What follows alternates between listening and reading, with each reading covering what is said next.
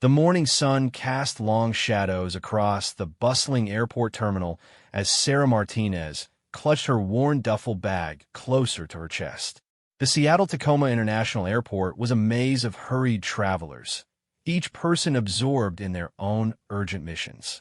Sarah felt invisible among them, just another face in the endless stream of humanity rushing toward their destinations.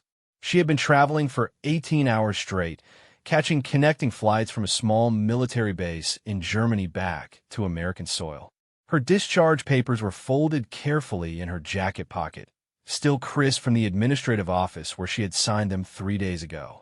After 6 years in the Army as a combat medic, Sarah was officially a civilian again, though she felt anything but normal. The tattoo on her left forearm itched beneath the long sleeve of her cotton shirt. It was a habit she had developed over the past 2 years, covering the intricate design that told a story she wasn't ready to share with strangers.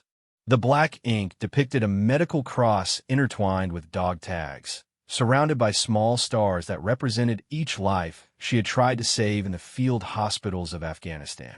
Below it, in elegant script, were the coordinates of a place that haunted her dreams.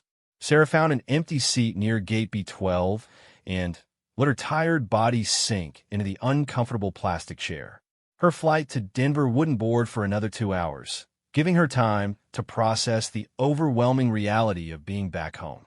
The airport noise felt strange after months of silence in medical facilities and therapy sessions. Conversations blended together in a symphony of normalcy that she had almost forgotten existed. A young mother struggled with a crying toddler nearby, trying to juggle a diaper bag, coffee, and a squirming child. Without thinking, Sarah stood up and approached them. "Would you like some help?" she offered quietly, her voice carrying a gentleness that came from years of calming frightened soldiers. The mother looked up gratefully. "That would be amazing. I just need to change his diaper, but I can't manage everything at once." Sarah held the woman's coffee and watched the diaper bag while the mother took her son to the nearby family restroom. It was a small interaction, but it felt good to help someone again. For months, Sarah had felt useless, broken, like all her training and instincts had been stripped away along with her uniform. When the mother returned, she thanked Sarah warmly. "You're very kind. Are you traveling for work?" Sarah hesitated, unsure how to explain her situation. "I'm heading home after being overseas for a while." The mother smiled knowingly. "Military," Sarah nodded, and the woman's expression softened with understanding. "Thank you for your service. I hope your homecoming is everything you're hoping for." As the mother walked away with her now calm toddler, Sarah felt a mixture of gratitude and sadness. People were kind, but they didn't understand the complexity of returning from war. How could she explain that she wasn't sure what home meant anymore? She returned to her seat and pulled out her phone, scrolling through unanswered text messages from her sister Elena. Her family had been trying to reconnect with her since she entered the medical facility 6 months ago. The messages were full of love and concern, but also expectations that Sarah wasn't sure she could meet. "Can't wait to see you again," one message read. "Mom is making your favorite dinner. She's so excited you're coming home." Home. The word felt foreign. Sarah had grown up in a small town outside Denver, where everyone knew everyone and life moved at a predictable pace. She had enlisted right out of high school, eager to see the world and make a difference. Now, at 24, she felt decades older than her peers who had stayed behind to attend college and start careers. The announcement for her flight echoed through the terminal, and Sarah gathered her belongings. As she walked toward the gate, she noticed the variety of people around her. Business travelers in expensive suits talked loudly on their phones about meetings and deals. College students with oversized backpacks laughed together about spring break plans. Elderly couples moved slowly, holding hands and discussing which restaurants to visit at their destination. Everyone seemed to belong to something, to have a clear purpose and direction. Sarah envied their certainty. During the flight to Denver, Sarah stared out the small airplane window at the clouds below. The vastness reminded her of the desert landscapes she had grown accustomed to overseas. But instead of bringing comfort, the memories brought a tightness to her chest that she recognized as anxiety. She closed her eyes and practiced the breathing techniques her therapist had taught her. In for 4 counts, hold for 7, out for 8. The rhythm helped slow her racing heart and quiet the intrusive thoughts that sometimes overwhelmed her in crowded spaces. The passenger next to her, a businessman in his 50s, glanced over with concern. "Fly makes you nervous?" he asked kindly. Sarah opened her eyes and managed a small smile. "Something like that. I used to be terrified of flying," he continued, apparently encouraged by her response. "But I travel so much for work now that I barely notice takeoff anymore." "What takes you to Denver?" "Family," Sarah replied simply, not wanting to elaborate. The man nodded and returned to his laptop, respecting her privacy. Sarah appreciated that he didn't push for more information. She had learned that most civilians became uncomfortable when conversations turned to military service, especially when it involved combat zones. As the plane descended toward Denver International Airport, Sarah felt her stomach clench with nervous energy. Elena would be waiting for her at baggage claim, probably with a huge smile and plans for everything they would do together. Her sister had always been the optimistic one, the person who could find silver linings in any situation. Sarah loved Elena dearly, but she worried about disappointing her. The sister who had left for the military 6 years ago was not the same person coming home. The experiences overseas had changed Sarah in ways that were difficult to articulate, even to herself. The plane touched down smoothly, and passengers began the familiar ritual of gathering their belongings and preparing to disembark. Sarah remained seated until most people had left, wanting to avoid the crush of bodies in the narrow aisle. The flight attendant noticed her hanging back and approached with a warm smile. "Take your time, honey," she said softly. "No ruse." Sarah wondered if something in her expression revealed her inner turmoil, or if the flight attendant was simply being kind to all passengers. Either way, she appreciated the gentle understanding. Walking through the familiar corridors of Denver International Airport felt surreal. Sarah had imagined this moment countless times during her recovery, but the reality was more overwhelming than she had anticipated. The airport was busy with afternoon travelers, and the noise level made her feel slightly dizzy. She forced herself to focus on the practical task of finding baggage claim, following the clear signs overhead. Her single duffel bag contained everything she owned now, but she needed to go through the motions of normal travel routine. As she rode the escalator down toward baggage claim, Sarah spotted Elena immediately. Her younger sister stood near the carousel wearing a bright yellow sweater, her dark hair pulled back in a ponytail, scanning the crowd with eager eyes. When Elena saw Sarah, her face lit up with joy. "Sarah," Elena called out, waving enthusiastically. Sarah walked toward her sister, trying to match her enthusiasm, but feeling emotionally exhausted from the long journey. Elena wrapped her in a tight hug that lasted several seconds longer than usual. When she pulled back, Sarah could see tears in her sister's eyes. "I'm so glad you're home," Elena whispered. "We've missed you so much." Sarah nodded, not trusting her voice to remain steady. The love in Elena's expression was overwhelming after months of clinical interactions with medical professionals and formal conversations with discharge coordinators. "How was your flight?" Elena asked as they waited for Sarah's bag to appear on the carousel, though it was already in Sarah's possession. "Long but uneventful," Sarah replied. "Thank you for picking me up." "Of course. Mom and Dad wanted to come too, but I thought it might be better to keep things low-key for today. We could do the big family dinner tomorrow if you're up for it."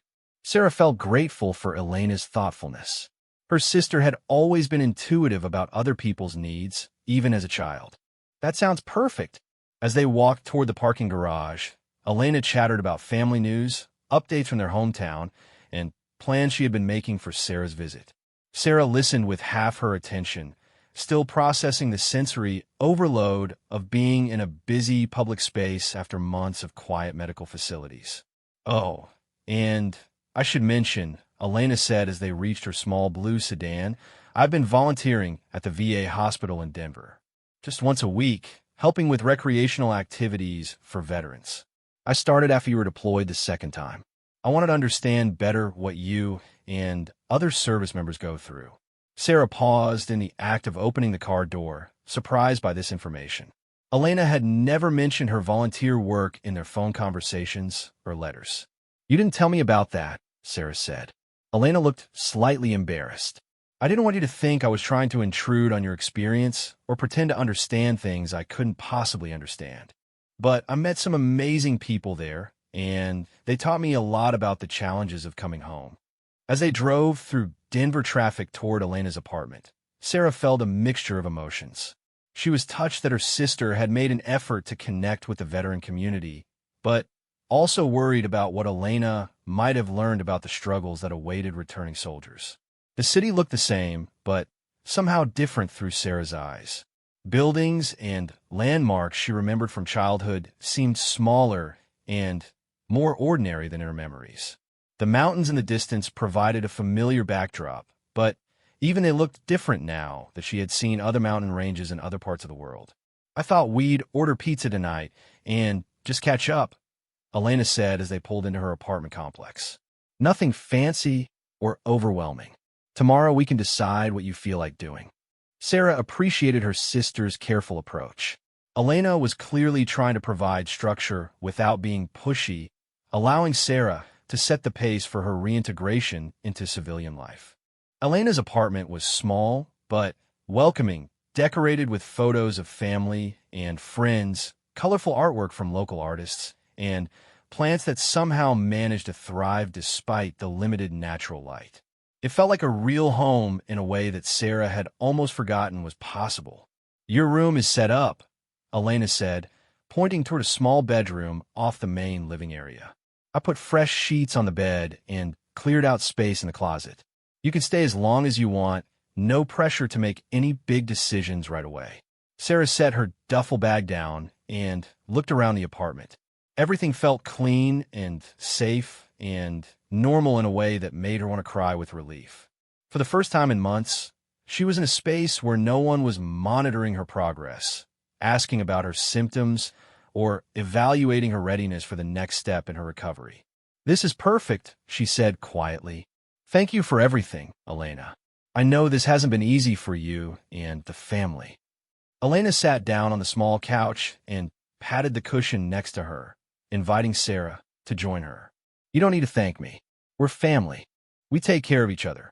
As Sarah settled onto the couch, she felt some of the tension in her shoulders begin to release. The apartment was quiet except for the distant sound of traffic and the hum of the refrigerator. After months of institutional noises, medical equipment, and constant activity, the peaceful silence felt like a luxury. "Can I ask you something?" Elena said carefully. "You don't have to answer if you're not ready."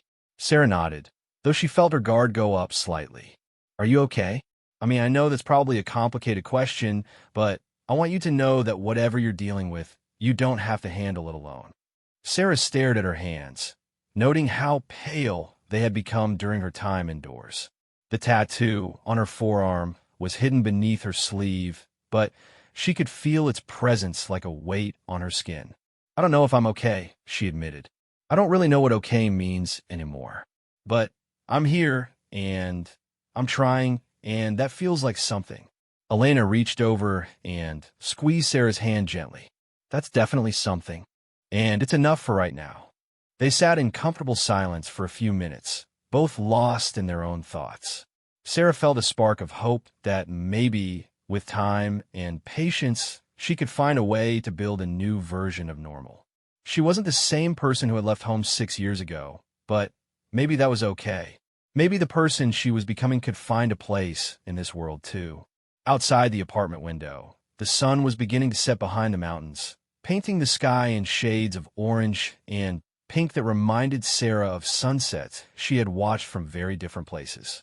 But for the first time in months, the memories didn't bring only sadness.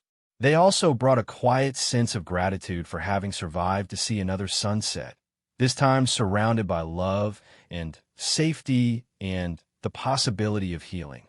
3 weeks after returning to Denver, Sarah had settled into a routine that felt both comforting and limiting. She woke up early each morning, a habit ingrained from years of military discipline, and usually found Elena already gone for her job at a local marketing firm. The quiet apartment gave Sarah space to process her thoughts and emotions without feeling observed or judged. Most days, she walked through the neighborhoods around Elena's apartment, observing the rhythms of civilian life. Children waiting for school buses, neighbors walking dogs, office workers hurrying toward bus stops with coffee cups and determined expressions. Everyone seemed to have a purpose, a destination, a role in the larger machinery of daily life. Sarah felt like she was watching from outside, unable to figure out how to step back into the flow of normal existence. On a particularly crisp morning in late March, Sarah decided to extend her usual walk and explore downtown Denver. The city center buzzed with activity, and she found herself drawn to the energy despite feeling overwhelmed by crowds. She had learned to manage her anxiety better over the past few weeks, using the techniques her therapist had taught her and paying attention to her body signals before panic could take hold. She was sitting on a bench outside a coffee shop, watching people hurry past when she noticed him. Commander Marcus Rodriguez stood near the entrance to a recruitment office, speaking with two young men who looked like they might be considering military service. Even in civilian clothes, his posture and presence marked him as military. Sarah recognized the bearing immediately, the way he stood with confidence, but remained alert to his surroundings. What caught her attention wasn't his obvious military background, but the way he listened to the young man. His attention was completely focused on them, nodding at appropriate moments, asking questions that seemed designed to help them think through their decisions rather than pressure them toward any particular choice. Sarah had met many military recruiters over the years, and most were skilled at selling the benefits of service. This man seemed more interested in ensuring these potential recruits understood what they would be committing to, both the opportunities and the challenges. One of the young men pointed to something on his arm, rolling up his sleeve to reveal what looked like a tattoo. Commander Rodriguez leaned in slightly to get a better look, and his expression shifted to one of surprise and then something deeper that Sarah couldn't quite identify from her distance. The conversation continued for several more minutes before the two young men shook hands with the commander and walked away together, apparently continuing their discussion. Commander Rodriguez stood alone for a moment, looking thoughtful before turning to go back inside the recruitment office. As he moved, Sarah caught a glimpse of his profile and realized he looked familiar, though she couldn't place where she might have seen him before. Something about his face stirred a memory that felt important but remained frustratingly out of reach. Sarah finished her coffee and was about to continue her walk when Commander Rodriguez emerged from the office again, this time carrying a folder and looking like he was heading somewhere with purpose. As he passed near a bench, their eyes met briefly. He stopped walking and studied her face with the same focused attention he had given the young recruits. "Excuse me," he said politely, "but you look very familiar. Have we met before?" Sarah felt her heartbeat quicken, not from anxiety, but from recognition that was still just beyond her grasp. "I was thinking the same thing," she replied, "but I can't place where." "Marcus Rodriguez," he said, extending his hand. "Navy SEAL commander, currently working with recruitment and veteran transition programs." "Sarah Martinez," she responded, shaking his hand and noting the firm, confident grip. "Former Army medic." Something shifted in his expression when she mentioned her role as a medic. His eyes narrowed slightly, not in suspicion, but in concentration, like he was searching through files in his memory. "Army medic," he repeated slowly. "What was your last deployment location?" "Afghanistan, forward operating base near Kandahar," Sarah said, though she felt hesitant to share too many details with a stranger. Commander Rodriguez's face went through a series of subtle changes as pieces of information clicked into place. "FOB Chapman?" he asked quietly. Sarah felt the world shift slightly around her. "Yes," she whispered. "October 2022, he continued, his voice carrying a weight of shared experience. Coordinated rescue operation for downed helicopter crew. Suddenly, Sarah's memory unlocked like a door being flung open. The dusty forward operating base, the emergency call that came in during the middle of a sandstorm, the helicopter that had been shot down 15 miles from their location. She remembered working frantically in the field hospital, preparing for incoming wounded while the rescue teams organized their mission. "You were the SEAL commander who led the rescue team," she said, the words coming out in a rush. "Your team brought in the helicopter crew, 3 Navy pilots, 2 Marines who had been providing ground support." "That's right," he confirmed, his expression serious, but not closed off. "And you were the medic who saved Lieutenant Patterson's life. He had internal bleeding that would have killed him if you hadn't been so skilled and quick." Sarah felt a complicated mix of emotions wash over her. She remembered Lieutenant Patterson vividly, a young Navy pilot who had been barely conscious when the rescue team brought him in. He had suffered significant internal injuries from the crash, and Sarah had worked for 3 hours to stabilize him before he could be transported to a larger medical facility. "How do you know that?" she asked. "I mean, how do you remember the details?" Commander Rodriguez looked around the busy street, then gestured toward the coffee shop. "Would you like to get some coffee?" This isn't really a conversation for the sidewalk. They found a quiet table in the back corner of the coffee shop, away from the morning rush of customers. Sarah ordered tea instead of coffee, her hands trembling slightly as she processed the unexpected connection to her military service. "Lieutenant Patterson is my nephew," Commander Rodriguez explained once they were seated. "My sister's son. When we brought him back to the FOB that day, I stayed with him while you worked. I watched you save his life." Sarah stared at him, trying to reconcile this information with her memories of that chaotic day. She had been so focused on her patient that she hadn't paid much attention to the family dynamics of the rescue team. "He survived," she said, though it was more of a question than a statement. "He survived, and he made a full recovery," Commander Rodriguez confirmed. "He's actually a commercial pilot now, flying for a major airline. He got married last year and just had his first child." Tears gathered in Sarah's eyes before she could stop them. She had learned long ago that field medics rarely received updates about their patients once they were evacuated to larger medical facilities. For 2.5 years, she had wondered about Lieutenant Patterson and the other soldiers she had treated during her deployments. "I'm sorry," she said, wiping her eyes with a napkin. "I don't usually get emotional like this in public. It's just that I've wondered about so many of my patients over the years. You never know what happens to them after they leave your care." "Don't apologize," Commander Rodriguez said gently. "And for what it's worth, you should know that Lieutenant Patterson talks about you regularly. He calls you his guardian angel. My sister has been hoping for years that we might find a way to contact you and thank you properly." Sarah felt overwhelmed by this information. During her darkest moments over the past year, she had questioned whether her service had made any meaningful difference. The trauma she had experienced, the images that haunted her dreams, the difficulty of readjusting to civilian life, all of it sometimes felt like too high a price to pay for a job that felt like fighting an endless battle against suffering and death. "I'd love to meet him again," she said quietly. "If he would want that." "Are you kidding?" "He would be thrilled. But I have to ask, and please don't feel pressure to answer, but how are you doing? You mentioned your former army, so I'm guessing you're transitioning back to civilian life." Sarah considered how much to share with this relative stranger who had suddenly become connected to one of her most meaningful memories. She decided on honesty. "It's been challenging," she admitted. "I was medically discharged 6 months ago for PTSD and some related issues. I'm staying with my sister while I figure out what comes next." Commander Rodriguez nodded with understanding that came from experience. "The transition is tough for everyone, but it can be especially hard for medics and corpsmen.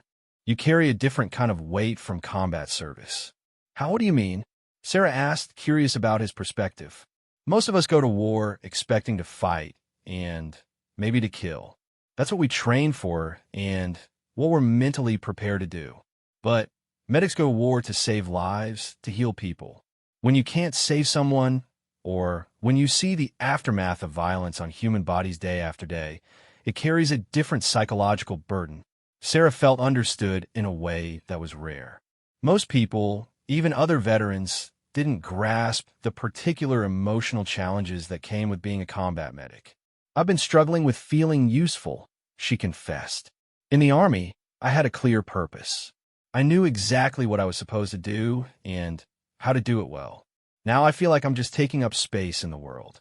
"That feeling is temporary," Commander Rodriguez assured her. "It takes time to figure out how to translate military skills into civilian applications, especially when your military job was saving lives under extreme pressure." They talked for another hour, sharing stories about military service and the challenges of transitioning back to normal life. Sarah learned that Commander Rodriguez had been working with veteran transition programs for 3 years, helping former service members find careers and purpose in civilian society. "I'd like to introduce you to some people," he said as their conversation began to wind down. "There are opportunities in emergency medicine, disaster relief, even training programs for civilian first responders. Your skills as a combat medic are valuable in many different contexts." Sarah felt a spark of interest for the first time in months. She had been so focused on her limitations and trauma that she hadn't considered how her medical training might translate to civilian emergency services. "I'd be interested in learning more," she said, "though I should mention that I'm still working through some PTSD issues. I want to be honest about that up front." "Appreciated," Commander Rodriguez replied. "And for what it's worth, most of the best first responders I know have dealt with trauma in some form. It often makes people better at their jobs, not worse, as long as they're getting appropriate support."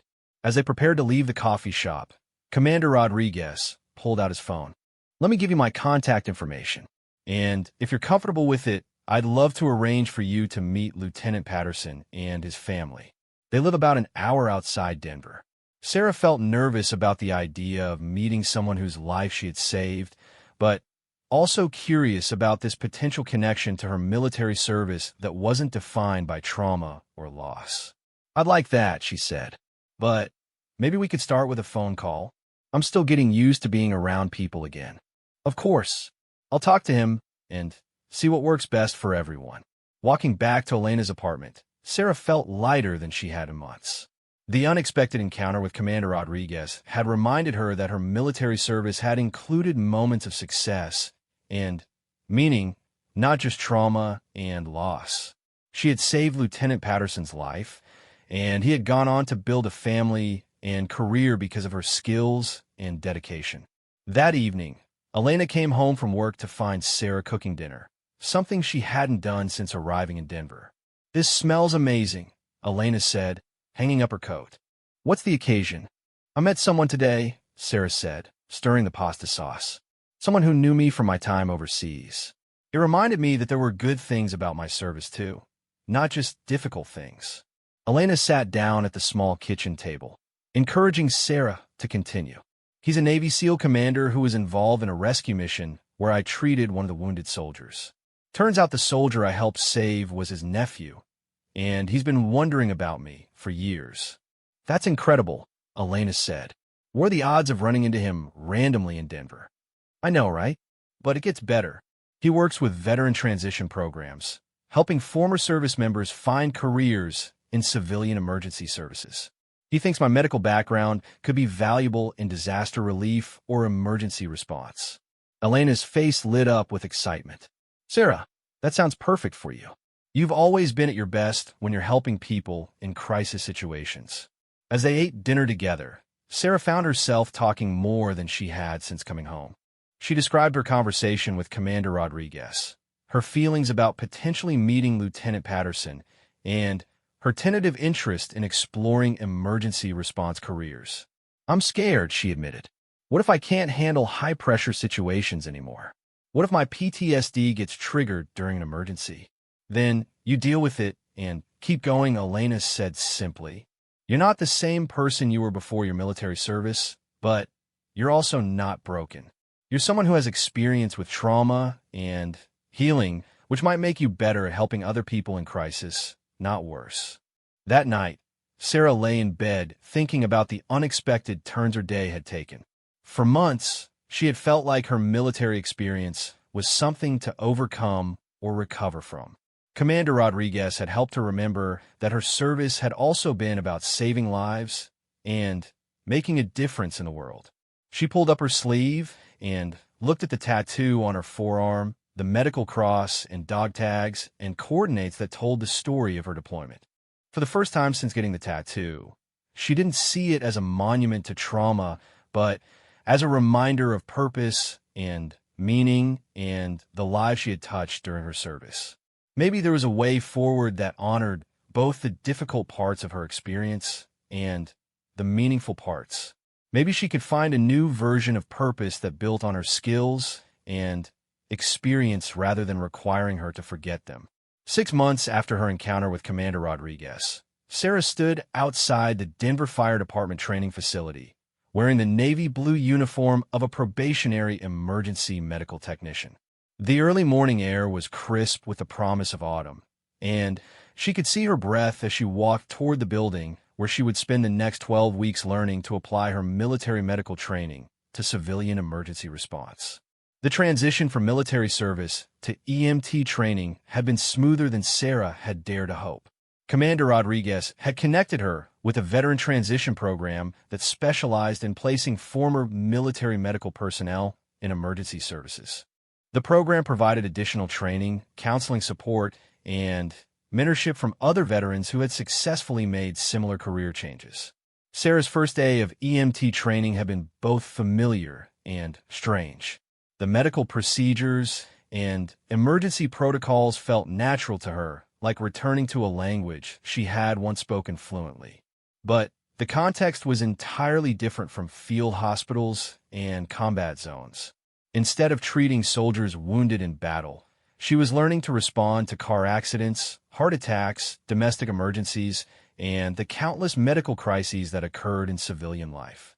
Her training class included 20 other students, ranging from recent high school graduates to career changers in their 40s and 50s. Sarah was one of 3 veterans in the group, and she had found unexpected camaraderie with the other 2 former service members. Jake Williams was a former Marine Corpsman who had served in Iraq, and Lisa Chun had been an Air Force flight nurse. The 3 of them often studied together, sharing stories about military medicine and helping each other adapt their skills to civilian emergency protocols. The hardest part, Jake had confided during one of their study sessions, is learning to work in an environment where people aren't trying to kill you while you're treating patients. Sarah had laughed at his dark humor, but she understood what he meant. Combat medicine required the ability to function under hostile fire, to make life and death decisions in seconds, and to accept that some patients couldn't be saved despite everyone's best efforts. Civilian emergency medicine had its own pressures, but the context was fundamentally different. During her 3rd week of training, Sarah had her first real test of how her PTSD might affect her ability to work as an EMT. The class was participating in a simulation exercise designed to recreate the chaos and stress of a multi-victim car accident. Instructors had set up a realistic scene with volunteer actors playing injured victims, complete with theatrical makeup to simulate various types of trauma. When Sarah saw the first victim, a young man with simulated head trauma and blood covering his face, she felt the familiar tightness in her chest that signaled the beginning of a panic attack. For a moment, she was back in the field hospital in Afghanistan, working frantically to save a soldier who had been injured by an improvised explosive device.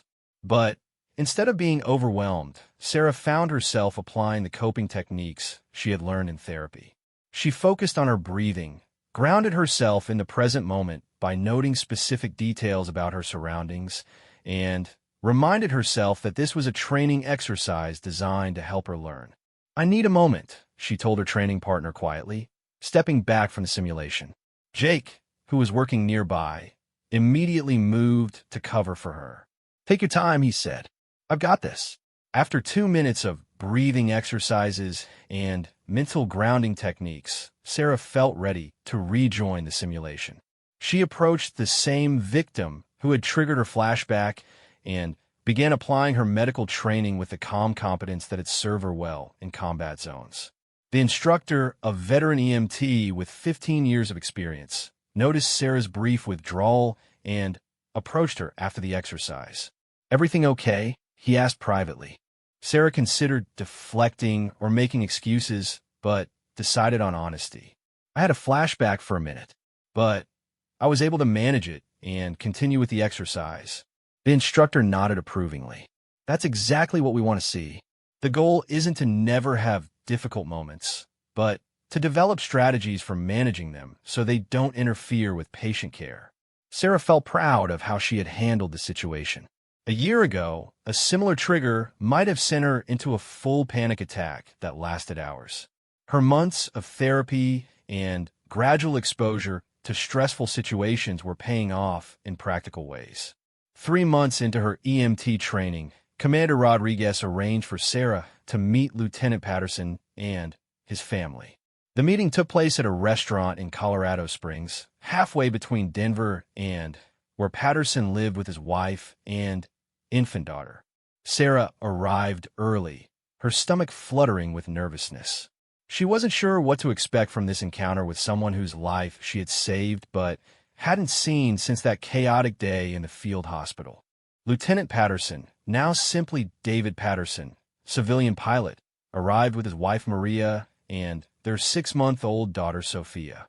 Sarah recognized him immediately, despite the civilian clothes and the healthy color in his face that had been absent when she first treated him. "Sarah," he said, approaching her table with a warm smile. "I can't tell you how long I've wanted to meet you again." They embraced briefly, and Sarah felt tears spring to her eyes. Seeing David healthy and happy, surrounded by his young family, made real the impact of her work in ways that no therapy session or career counseling meeting ever could. "This is Maria, my wife," David said, introducing a petite woman with kind eyes and a gentle smile. "And this little one is Sophia." Maria shook Sarah's hand warmly. "David has told me so much about you. I've been wanting to thank you personally for giving me the chance to marry this wonderful man." Sarah felt overwhelmed by the gratitude in Maria's voice. She looked down at baby Sophia, who was staring up at her with the wide, curious eyes that all infants seem to possess. "She's beautiful," Sarah said softly. "How old is she?" 6 months yesterday, David replied, his voice full of pride. "And she's already showing signs of being as stubborn as her mother." They spent the next 2 hours talking about David's recovery, his decision to become a civilian pilot, his courtship and marriage to Maria, and their adjustment to parenthood. David asked Sarah about her own transition from military service and her EMT training. "I want you to know," David said as their meal was ending, "that there hasn't been a single major moment in my life since that day in Afghanistan that I haven't thought about you. When I graduated from flight training, when I proposed to Maria, when Sophia was born, every time I've thought about how none of it would have been possible without your skill and dedication that day." Sarah felt the weight of his gratitude, but also something lighter, a sense of completion that she hadn't realized she needed. "I'm so glad you've built such a beautiful life," she told him. "Seeing you and your family makes me remember why I loved being a medic, despite all the difficult parts." As they said goodbye, David handed Sarah a small wrap package. "This is for you," he said. "I've been carrying it around for months, hoping I'd have a chance to give it to you someday." Inside the package was a silver bracelet with a small charm in the shape of a medical cross. Engraved on the back were the coordinates of the forward operating base where David's life had been saved. "Those coordinates are tattooed on your arm," David said. "Commander Rodriguez mentioned that. They represent a difficult place for you, but for me, they represent the place where I was given a second chance at life." Sarah looked down at the bracelet, thinking about the tattoo hidden beneath her EMT uniform sleeve. She had gotten the coordinates tattooed as a way to honor the soldiers she couldn't save, the ones who died despite her best efforts. David's gift helped her see those same coordinates as a symbol of hope and healing as well as loss and trauma. 2 weeks later, Sarah completed her EMT training and, was assigned to an ambulance crew in downtown Denver. Her partner was a veteran EMT named Robert Shun, Lisa's older brother, who had been working emergency medical services for 8 years. "Your first shift is always memorable," Robert told her as they checked their equipment at the beginning of their 12-hour shift.